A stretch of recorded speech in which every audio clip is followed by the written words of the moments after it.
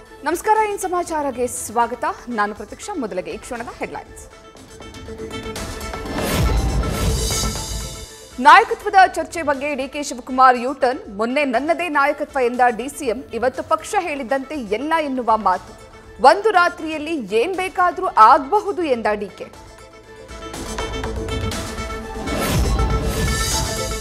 ಇವತ್ತು ದೆಹಲಿ ಯಾತ್ರೆ ಮಾಡಲಿರೋ ಡಿಕೆ ಶಿವಕುಮಾರ್ 300 ಮಂದಿ ಕೆಪಿಸಿಸಿ ಪದಾಧಿಕಾರಿಗಳ ಪಟ್ಟಿ ಕೊಂಡೊಯ್ಯಲಿರೋ ಡಿಸಿಎಂ ಎಐಸಿಸಿ ಅಧ್ಯಕ್ಷ ಖರ್ಗೆ ರಾಹುಲ್ ಗಾಂಧಿ ಭೇಟಿಯಾಗುವ ಸಾಧ್ಯತೆ ಸೊಲ್ಲಾಪುರದಲ್ಲಿ ಕರ್ನಾಟಕ ಸಾರಿಗೆ ಬಸ್ಗೆ ಕೇಸರಿ ಬಣ್ಣ ಬಳಿದ ವಿಚಾರ ಜೈ ಮಹಾರಾಷ್ಟ್ರ ಎನ್ನುವಂತೆ ಚಾಲಕನಿಗೆ ಒತ್ತಾಯ ಶಿವಸೇನೆ ಪುಂಡಾಟದ ಬಗ್ಗೆ ವಿವರಿಸಿದ ನಿರ್ವಾಹಕ ಕರ್ನಾಟಕದ ಗಡಿಯಲ್ಲಿ ಪಿಡಿಒಗಳ ಬೇಜವಾಬ್ದಾರಿತನ ಮಾಣಕಪುರ ಪಂಚಾಯಿತಿಯಲ್ಲಿ ಎಲ್ಲಿ ನೋಡಿದರಲ್ಲಿ ಮರಾಠಿ ಭಾಷೆಯಲ್ಲಿರೋ ಬೋರ್ಡ್ಗಳು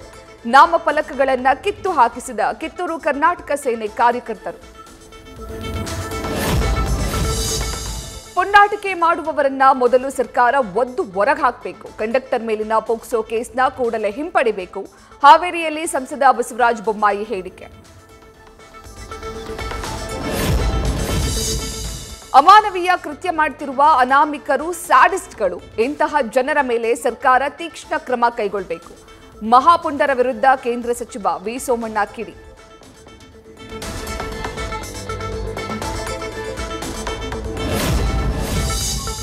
ಸಚಿವರ ಬಹಿರಂಗ ಹೇಳಿಕೆಗಳ ಬಗ್ಗೆ ವಿಧಾನಸಭಾ ಲೋಕಸಭಾ ಚುನಾವಣೆಯಲ್ಲಿ ಪರಾಜಿತರಾದ ಕಾಂಗ್ರೆಸ್ ಅಭ್ಯರ್ಥಿಗಳ ಆಕ್ರೋಶ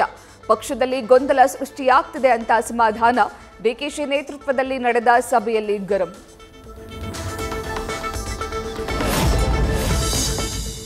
ಸಚಿವ ಲಕ್ಷ್ಮೀ ಹೆಬ್ಬಾಳ್ಕರ್ಗೆ ಅಶ್ಲೀಲ ಪದ ಬಳಕೆ ಪ್ರಕರಣ ಸಿಟಿ ರವಿ ವಿರುದ್ಧದ ಕೇಸ್ನ ತೀರ್ಪು ಕಾಯ್ದಿರಿಸಿದ ಕೋರ್ಟ್ ಆದೇಶದ ಮೇಲೆ ಎಲ್ಲರ ಚಿತ್ತ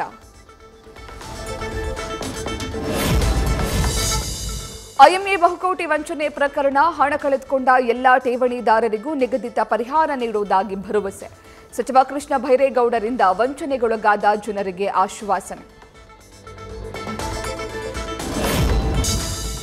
ಮೈಸೂರಲ್ಲಿ ಮುಂದುವರೆದಿದೆ ಅಗ್ನಿದೇವನ ನರ್ತನ ಲಿಂಗಾಬುದಿ ಕೆರೆಯಲ್ಲಿ ಕಾಣಿಸಿಕೊಂಡ ಬೆಂಕಿ ಕಾಡಿನಂತಿರುವ 100 ಎಕರೆ ಸುಟ್ಟು ಭಸ್ಮ ಹಾವೇರಿಯ ಕೂರಗುಂದ ಬಳಿ ಇರೋ ಅರಣ್ಯ ಪ್ರದೇಶದಲ್ಲಿ ಬೆಂಕಿ ಅವಘಡ ಅಗ್ನಿಯ ರೌದ್ರಾವತಾರಕ್ಕೆ 100 ಎಕರೆ ಅರಣ್ಯ ಪ್ರದೇಶ ಭಸ್ಮ ಬೆಂಕಿ ನಂದಿಸಲು ಅಗ್ನಿಶಾಮಕ ದಳದ ಸಿಬ್ಬಂದಿ ಹರಸಾಹಸ ಬೆಳಗಾವಿ ಜನತೆಗೆ ಬಿಜೆಪಿ ಸಂಸದ ಜಗದೀಶ್ ಶೆಟ್ಟರ್ ಇಂದ ಗುಡ್ ನ್ಯೂಸ್ ಏಪ್ರಿಲ್ ಮೊದಲ ವಾರದಿಂದ ಬೆಳಗಾವಿ ಬೆಂಗಳೂರು ಮಧ್ಯೆ ವಂದೇ ಭಾರತ ಸಂಚಾರ ಪರೀಕ್ಷಾರ್ಥ ಸಂಚಾರವು ಮುಕ್ತಾಯ ಬೆಂಗಳೂರಿನ ಹಳದಿ ಮಾರ್ಗದಲ್ಲಿ ಮೊದಲ ಡ್ರೈವರ್ಲೆಸ್ ಮೆಟ್ರೋ ರೈಲು ಪರೀಕ್ಷೆ ರೈಲ್ವೆ ಸಚಿವಾಲಯದ ಅನುಮೋದನೆ ಪಡೆಯಲು ಮೊದಲ ಹೆಜ್ಜೆ ಆರ್ವಿ ರಸ್ತೆ ಬೊಮ್ಮಸಂದ್ರ ನಿಲ್ದಾಣಗಳ ನಡುವೆ ಸಂಚಾರ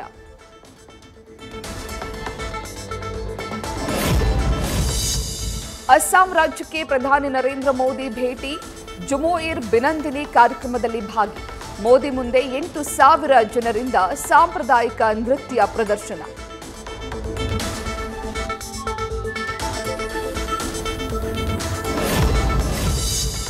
ಮಹಾಕುಂಭಮೇಳ ಮುಕ್ತಾಯಕ್ಕೆ ಇನ್ನೊಂದೇ ದಿನ ಬಾಕಿ ನಾಳೆ ಶಿವರಾತ್ರಿ 2 ಕೋಟಿಗೂ ಹೆಚ್ಚು ಜನ ಸೇರುವ ನಿರೀಕ್ಷೆ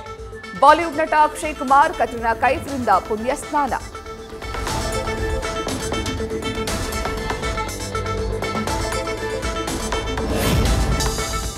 ವುಮೆನ್ಸ್ ಪ್ರೀಮಿಯರ್ ಲೀಗ್ನಲ್ಲಿ ಆರ್ಸಿಬಿ ಮತ್ತೊಂದು ಸೋಲು ಯುಪಿ ವಾರಿಯರ್ಸ್ ವಿರುದ್ಧ ಮುಗ್ಗರಿಸಿದ ಸ್ಮೃತಿ ಮಂದಾನ ಪಡೆ ಸೂಪರ್ ಓವರ್ ರೋಚಕ ಹಣಾಹಣಿಯಲ್ಲಿ ಸೋತ ಬೆಂಗಳೂರು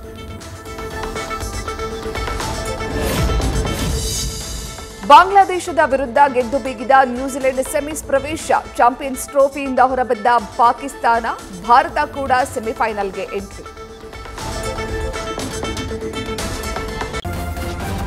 ನ್ಯೂಸ್ ಫಸ್ಟ್ ನಿರ್ಭೀತಿಯಿಂದ